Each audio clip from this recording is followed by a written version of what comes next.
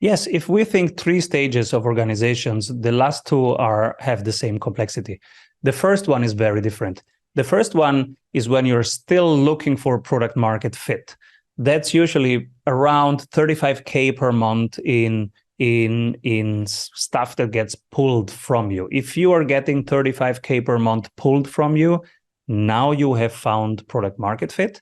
Now there is a structural complete change to phase two. You have product market fit and you're starting to scale. You're not growing anymore, you're starting to scale. And then there is another big shift when you are scaling across the globe. But actually, from scaling to scaling across the globe, the challenge is the same. The challenge is, how can we keep it simple? That's why we have this super simple model: marketing, sales, operations, positioning, mindset. Those are the 5 things we have to get right. If we get that right, we are on track.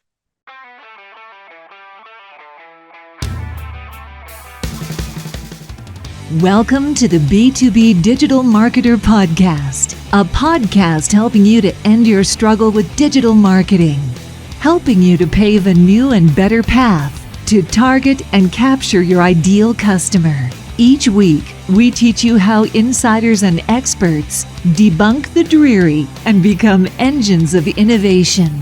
Now, here's your host, Jim Rembach.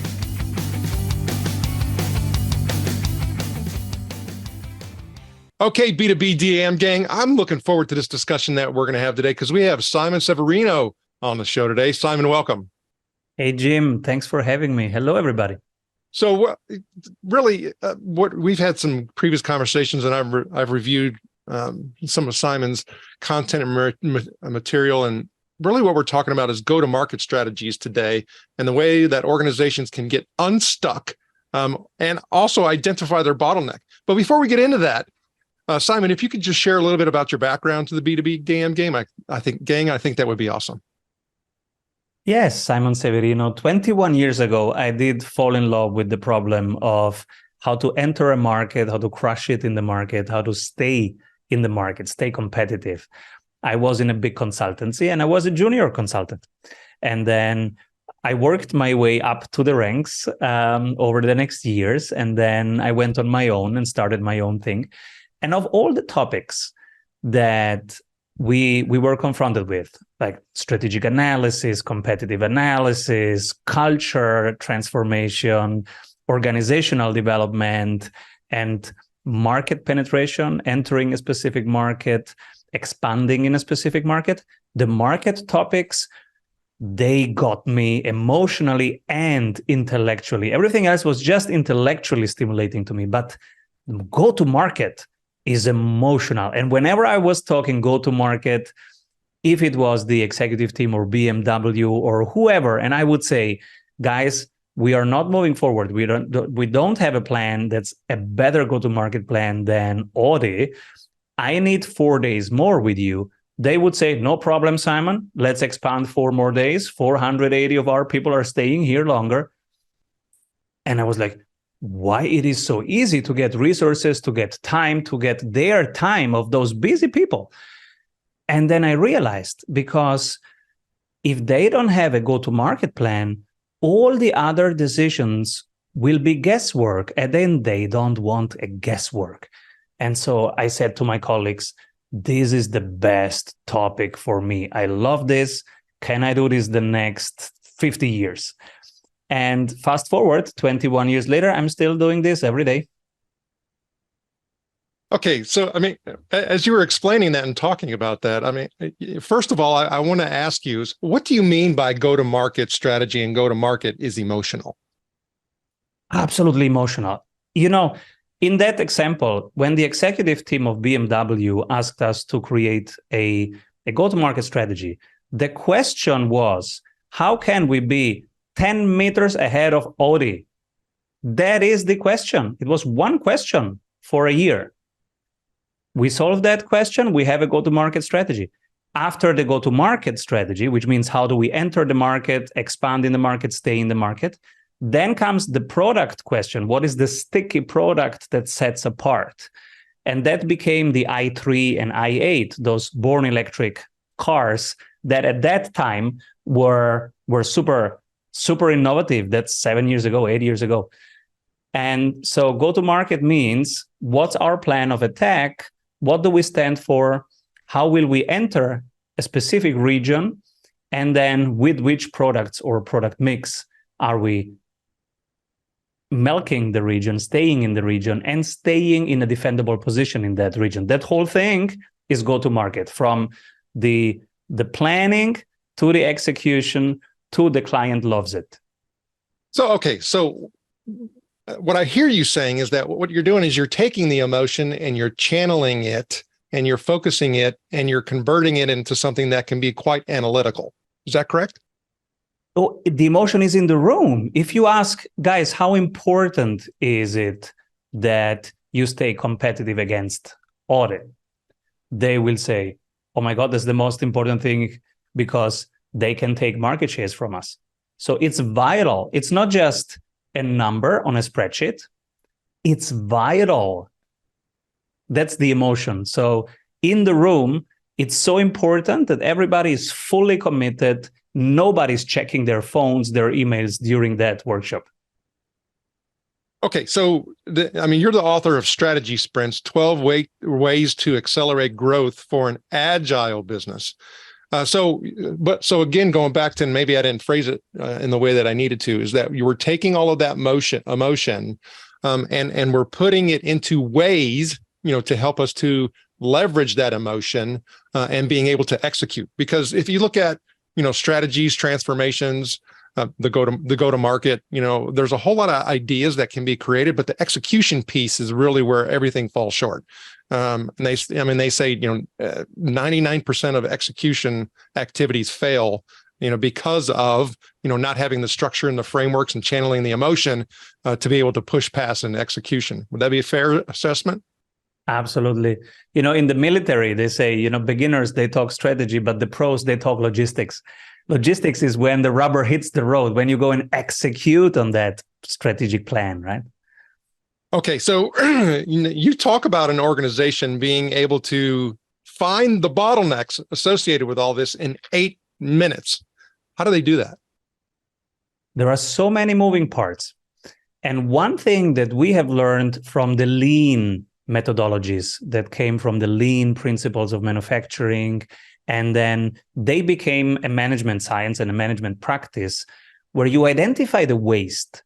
So of all the activities that your department, let's say you're the sales department, if you run a bottleneck analysis, you will find that 20% of your activities actually produce sales results, and 80% are just supporting activities, maybe admin, maybe in documenting the sales calls, maybe preparing the meeting room. So actually only 20% is creating 80% of the output.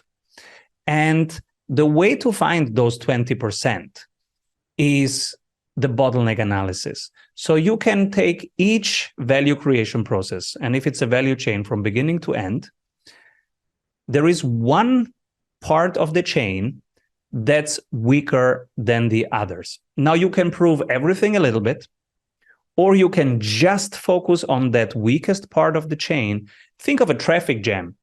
You have 5 lanes of a highway, and then there is one where the jam is, all the traffic is stuck there.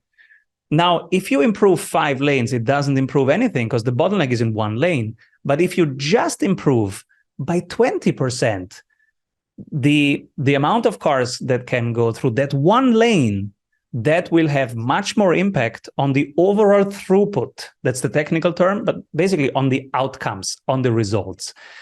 So we have put together such a bottleneck analysis for busy executives. They don't have time to run long analysis. So we'd say, okay, in 8 minutes, you go through this list of questions and you will know what your current bottleneck is.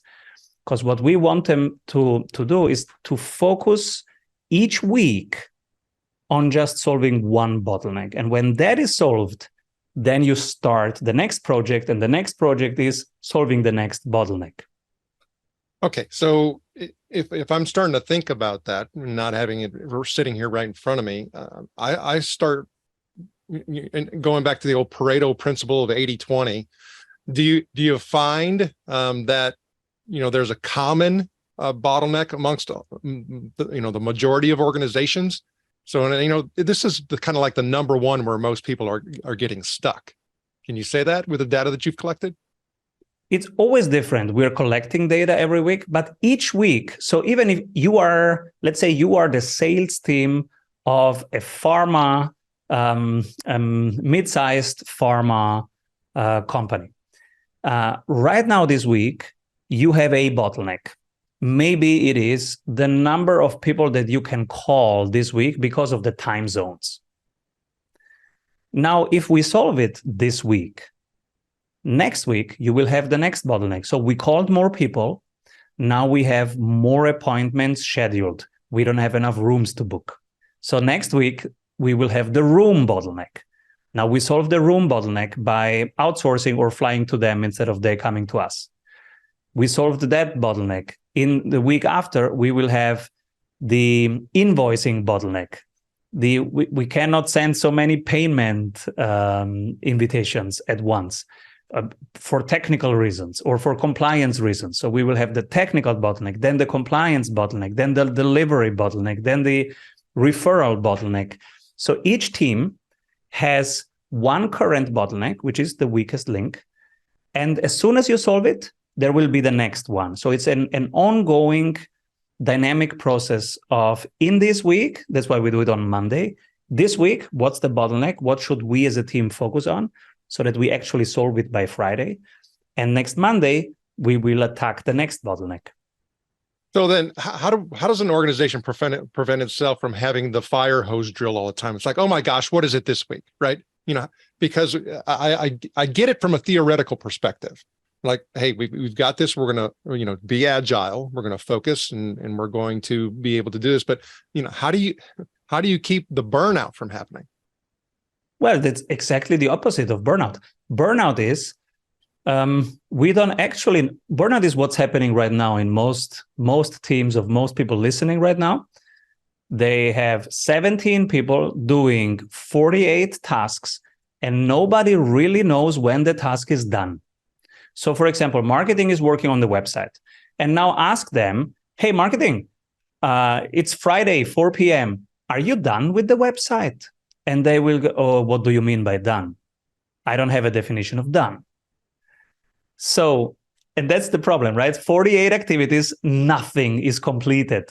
And that's why those teams, they actually burn out because they have 47 projects. Half of them is a program, not really a project, because there is no deadline, there is no definition of done, and they can never check it off. That's why they feel that they are working so much. They are not really producing much or solving much, but they are always feeling busy and looking busy. And that is what burns you out.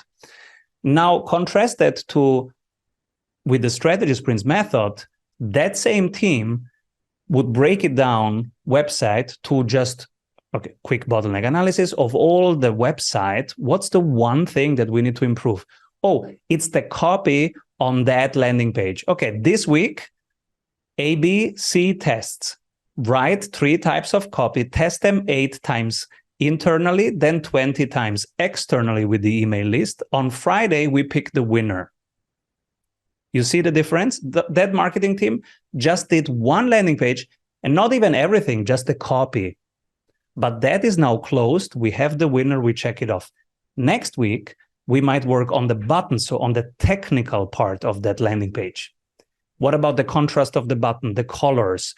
Does it really animate to click? What's the conversion rate? 4%? Should be 6%. How can we move to 2%? Let's run 3 experiments in 3 days.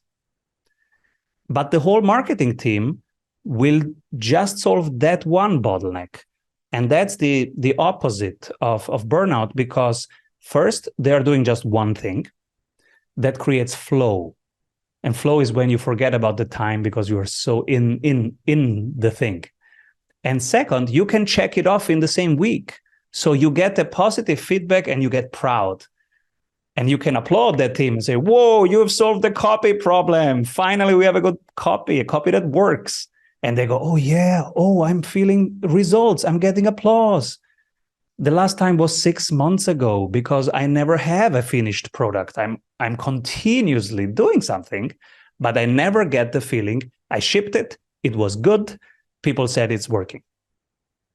So it seems like what you're saying is this is also an organizational transformation process and activity. Yes, it leads to transformation every time. So, but that's not what they're talking about. That's not the emotion in the room when you start talking about transformation, because people are like, oh my gosh, what? Then they start personalizing that individually, right? So I would have to say that there are certain things that you don't say to make sure that organizations are being able to ultimately have the transformation. What are some things that you avoid? They usually bring us in to improve sales. So we start with, okay, what's the plan? Who are you here to serve?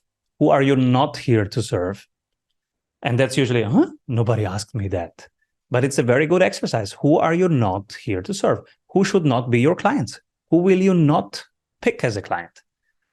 Then we do that exercise. Then we say, okay, what is the strategic value? So what's coming up for them? What's frustrating them? What do they need help with? And how will you help them be ready for what's coming?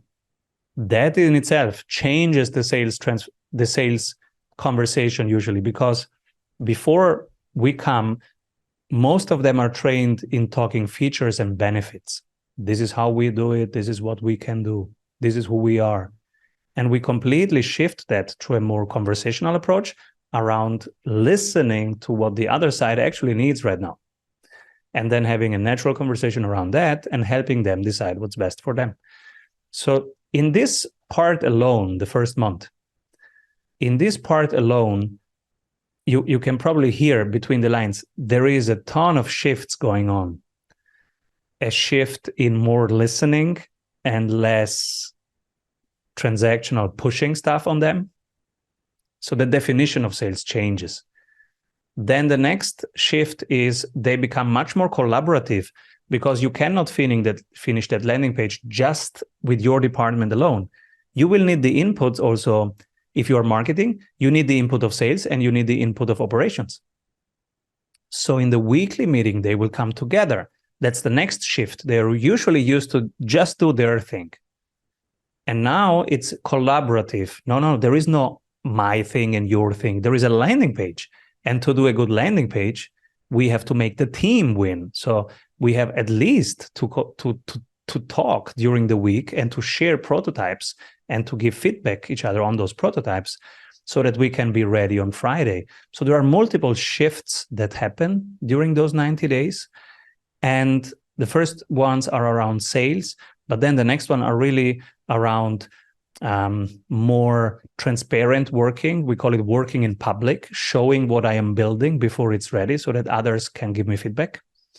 And so it becomes a much more iterative culture of working more openly, more in public, and having less walls between departments.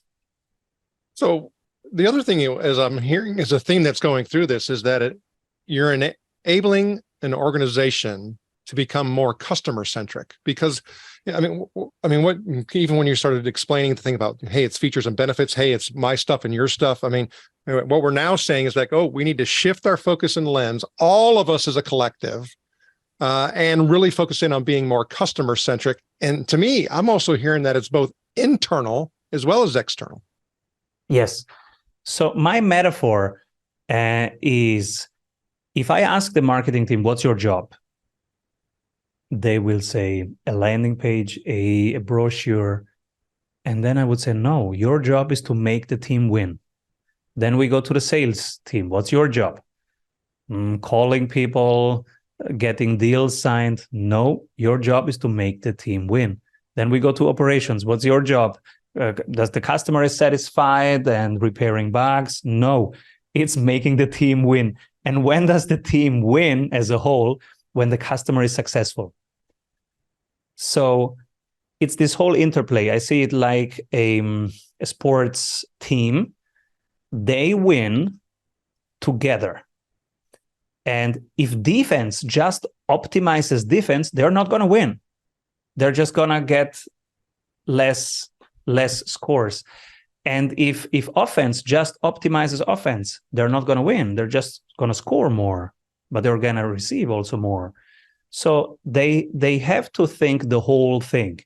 And my job, your job, everybody's job is to make the team win. And we win when the customer says, yes, you have solved my problems. Please, can we do more together? Okay. Now you gave the BMW example, and you also gave example of some other, globally recognized brands, but I'm sitting here and I'm not part of that, right? I'm a smaller organization. Maybe I'm going from small to wanting to be mid-size. Maybe, I'm stuck in being mid-size. Revenue numbers, could be anywhere from, say, I'm 3 million. I want to be 30. I want to be 300. So is this and does this work for organizations of various sizes, all sizes, only different, certain particular industries? I mean, how does it actually, get applied in all these different organizations? Yes, if we think 3 stages of organizations, the last 2 have the same complexity. The first one is very different. The first one is when you're still looking for product market fit. That's usually around 35K per month in stuff that gets pulled from you. If you are getting 35K per month pulled from you, now you have found product market fit. Now there is a structural complete change to phase 2. You have product market fit and you're starting to scale. You're not growing anymore, you're starting to scale. And then there is another big shift when you are scaling across the globe. But actually, from scaling to scaling across the globe, the challenge is the same. The challenge is, how can we keep it simple? That's why we have this super simple model: marketing, sales, operations, positioning, mindset. Those are the 5 things we have to get right. If we get that right, we are on track.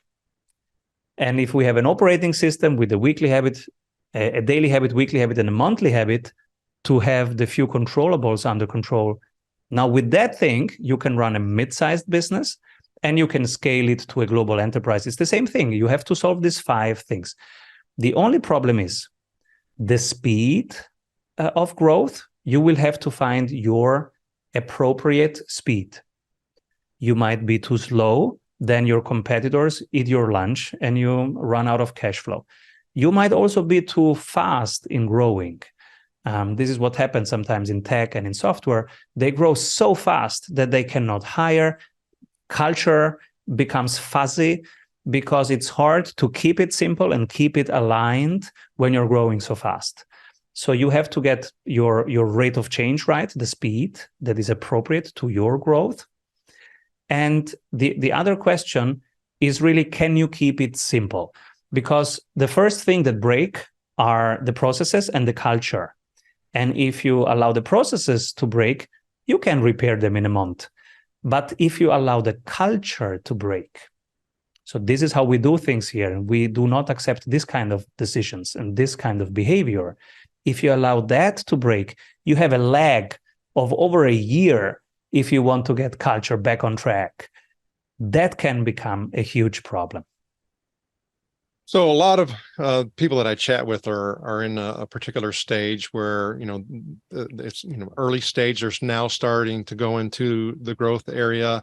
And if you think about founder-led organizations, a lot of times when they pick up their initial customers, they're people that are already in their network. And then they, are having to delegate responsibility to, handle the growth of the organization to other people. And they think it's just so darn simple. So, how do you actually get past that hump? Is that part of the culture piece, or is it getting into the process piece? Oh, that's already the shift from you have found product market fit, because in product market fit, everybody's doing everything. The founder is doing everything. And now, as soon as you have product market fit, that's 35K per month, you have to fire the founder from operations. Founder becomes now CEO. And that's a very specific role. You are not allowed to do operations anymore. You are not allowed to do marketing anymore. And you will get maybe a specific time still to do sales. But very soon, we will ask you to become the leader of the sales team, to start hiring and scaling the sales process. So the first thing is you have to fire yourself from operations. So I was there. I remember how it felt. Oh my God, I am the consultant. How can I fire myself? What is there left, right? They come because of me. And it's true, but it's only partly true because they come for their own problem to solve. And if you have a process that solves that problem, they will not miss you at all. Think of your triathlon trainer. You are in the UK, you have a triathlon trainer, and you're training with them. Now you move to Texas. Do you have to stop training for triathlon? No, you will find a triathlon trainer in Texas. Why? Because they have a process that helps you get there. It's the training plan, the nutrition plan, and it's that accountability piece. Those are the three things, and it's a process. So it's not the person, you will miss the person, but you can still train because it's about the process. And the same thing if you are a financial advisor and you think that you have to build a portfolio. No, you don't. You have to create a process and make sure that quality control mechanisms are in place. So your job now is to create those quality control mechanisms and to be out of the delivery of the client work as soon as you hit those 35K per month. And now you have to work on form, fit, and function of the sales systems, the marketing systems, the operations. So how you onboard people, how you invoice, how you react if they don't pay. Now you create the systems. And as a CEO, you only have a couple tasks. One is vision, culture, hiring and firing, performance management, and growth. And growth is working on form, fit, and function of your sales systems, of your marketing systems, and of partnerships, strategic alliances, IP lending, all patents, that kind of stuff. It's a very specific thing that we ask from founders, is that they fire themselves and they now work on the business, not in the business anymore. Okay, so when you start talking about some of the skill sets and some of the competencies associated with those, let's say, new activities for once I hit up into that 35K, I mean, I would have to guess that, not, all of those particular areas are strong skills, for some of those people. I mean, so can they fire themselves from some of those components and put somebody in place who's much better at that, and then I oversee them? Otherwise, I'm always trying to say that, hey, these are the things that you must have in order to be a successful CEO. Yes. So we have a daily habit, a weekly habit, and a monthly habit. The daily habit is we all write down, how did I allocate my time today? And of those activities that I did today, which one will I delegate tomorrow? And everybody does that every day in the 90 days program. I'm doing this since 21 years. I still find things to delegate.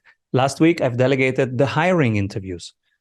I wrote it down and I was like, 20 hours of interviewing people every week? Really? Do I need to do this? And then my team said, no, Simon, I can do it. And I go, oh my God, I just want 20 hours per week. Of course, I need to write down, this is the hiring process. This happens in the first 15 minutes call. Then they send the video. Then there is a 30 minutes demo. Then you pick the top 10. Then you interview the top 3. And there is the folder where you find onboarding week -1, week 0, week 1, etc. So of course, you have to build that system first. But then as soon as you build it, you hand it over.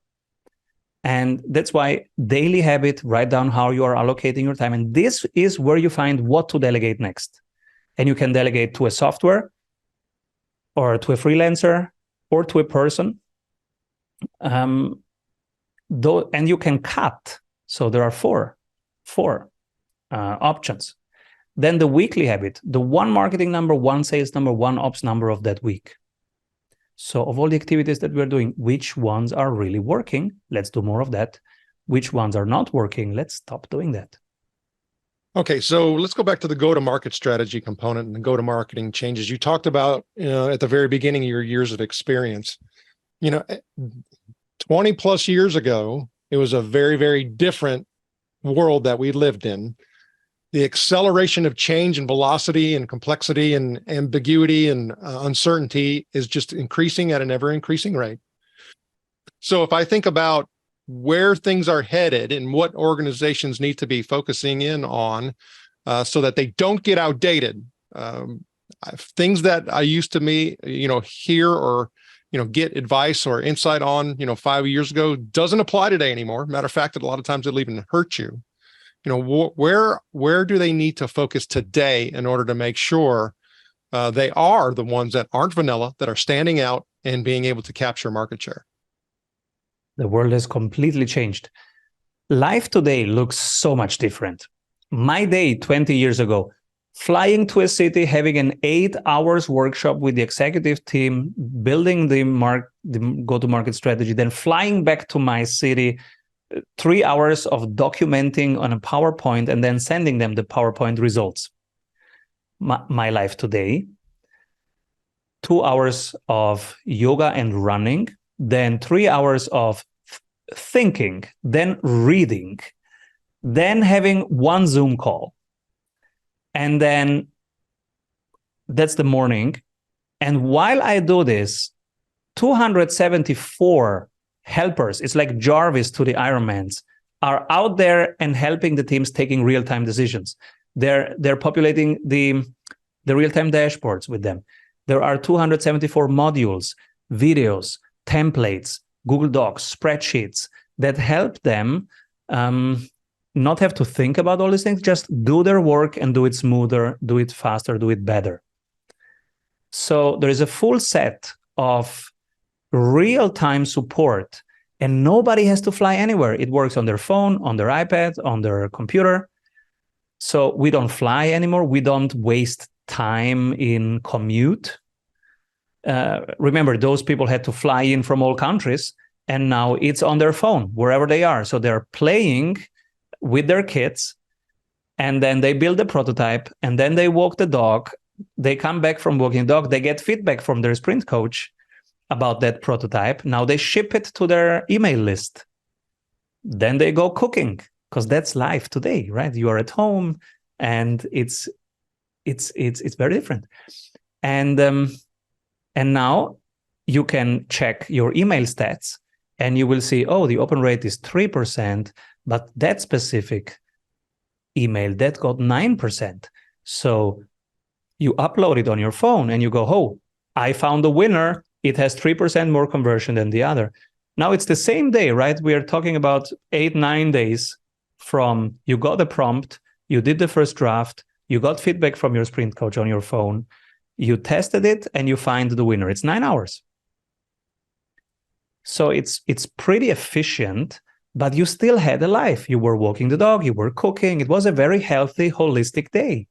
You had time to read a book in between, to think.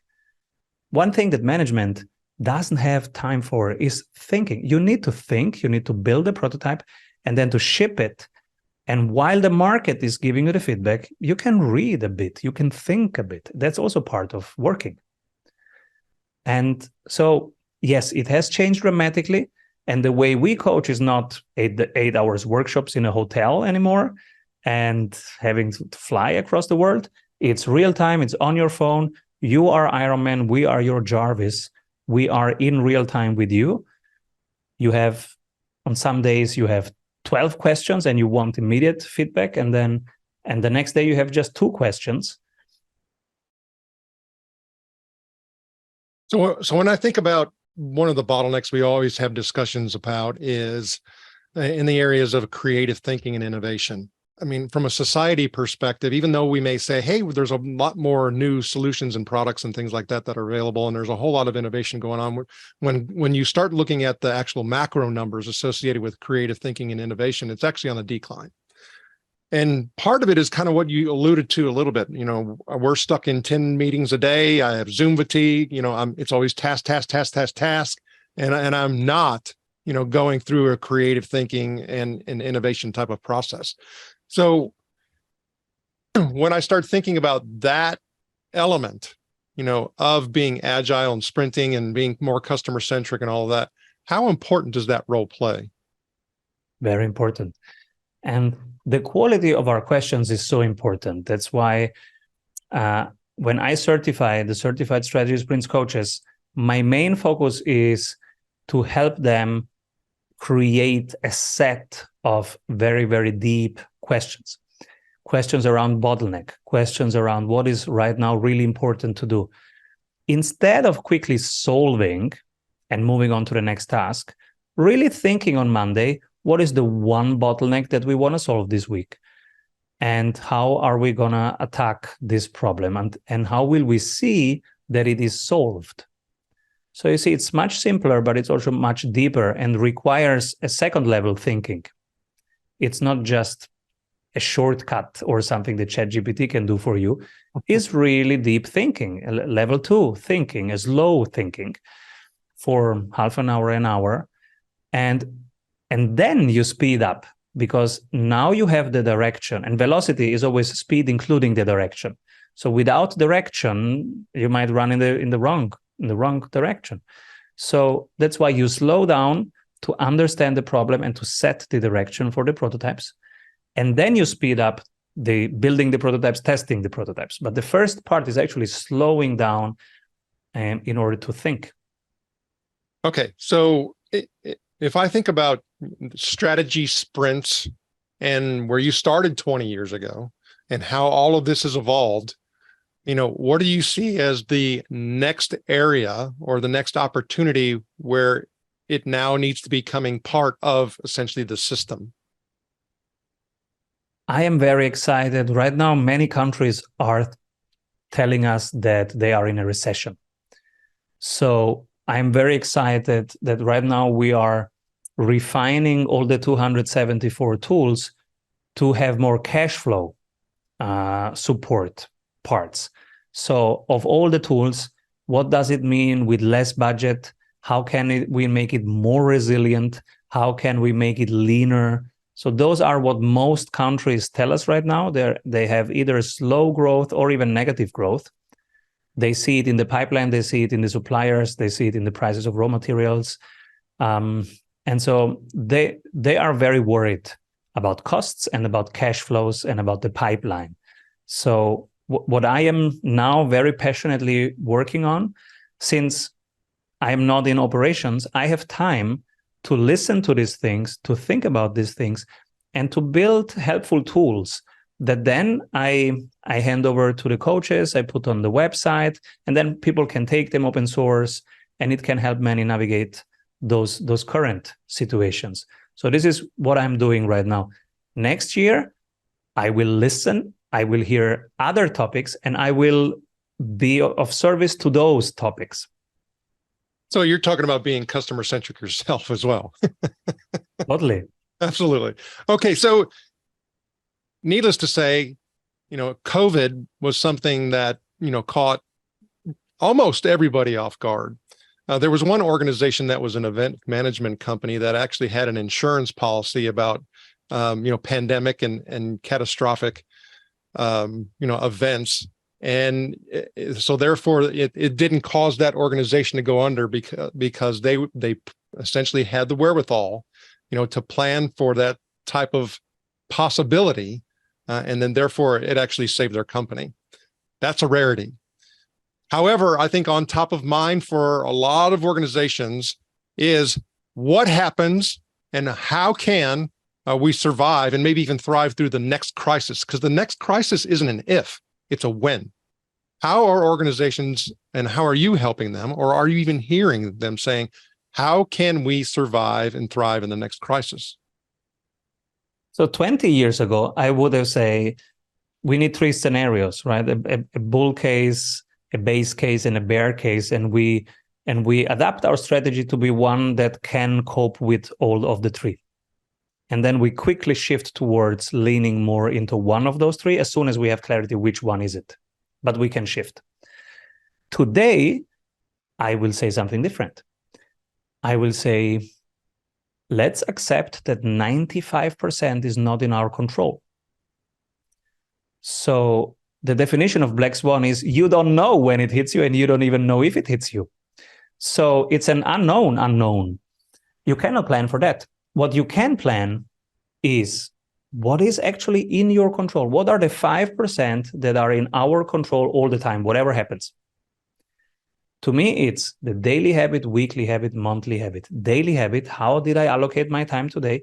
So let's say we have a hard landing. Gold hits through the roof, Bitcoin through the roof, and everything else is down, and you cannot even afford groceries. We live in a medieval thing, and we have soon societal conflicts, right? One of these scenarios that's out there. And I'm radicalizing this scenario so that we can prove that those three things are always in our control, even in that scenario.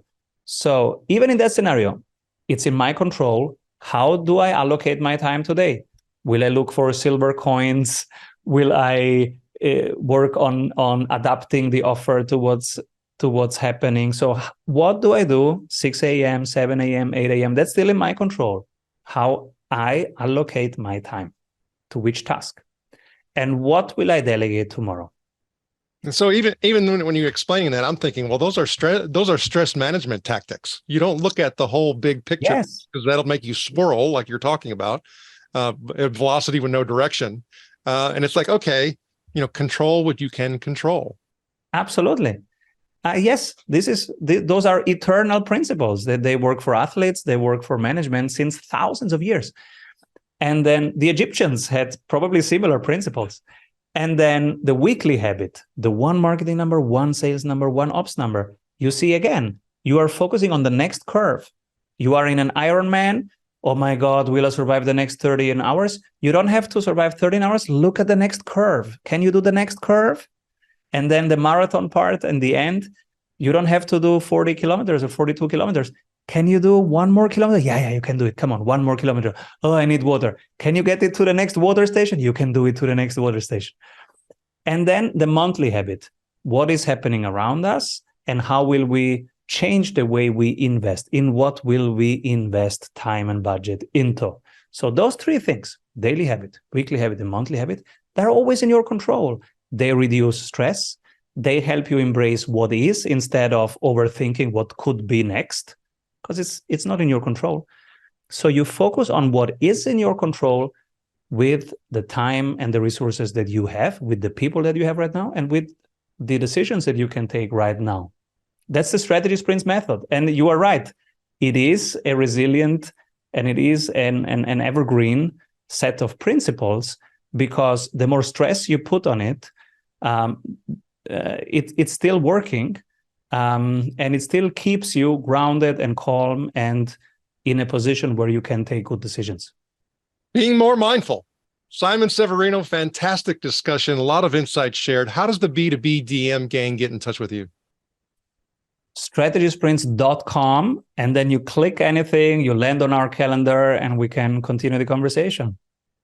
Simon Severino, thank you for sharing your knowledge and wisdom, and we wish you the very best.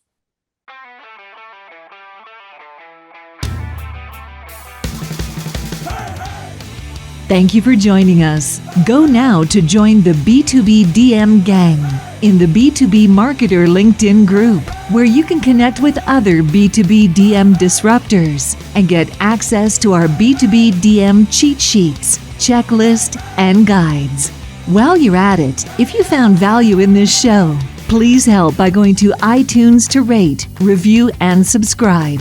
And share the show on all of your digital platforms. Be sure to tune in next week for our next episode. And always remember, you can automate your lead capture, but you must lure your lead.